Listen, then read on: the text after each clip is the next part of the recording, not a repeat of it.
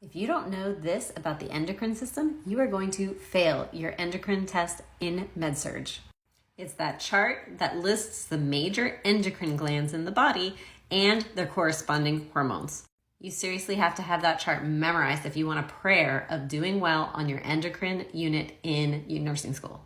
That's because it's your foundational information. That chart represents the anatomy and physiology of the endocrine system.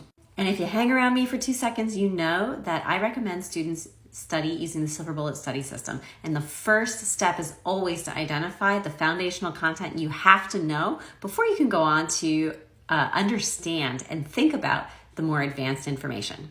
And the more advanced information is stuff like what are the symptoms and what is the nursing care. That's stuff you shouldn't have to memorize. You should be able to just naturally understand it based on steps 1 and 2 of the study system.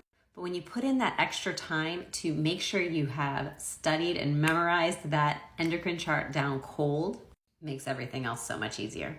After that point, it's the same chart for all the endocrine disorders. So then step 2, you just have to say, what happens if this particular hormone there's too much of it? What happens if there's too little of it? And that actually makes studying endocrine a lot easier because now you can study it in pairs because a lot of the endocrine disorders are simply opposites. And studying it this way can turn a really seemingly complicated, overwhelming, intimidating system, the endocrine system, into something that's a lot more manageable, object-oriented, and just naturally flows all from that one chart that you took the time to memorize. So take the time to memorize it. It is worth it. And if you want to learn steps 2, 3, and 4 of the Silver Bullet Study System so you can make endocrine even easier to study, then you can find the link in my bio.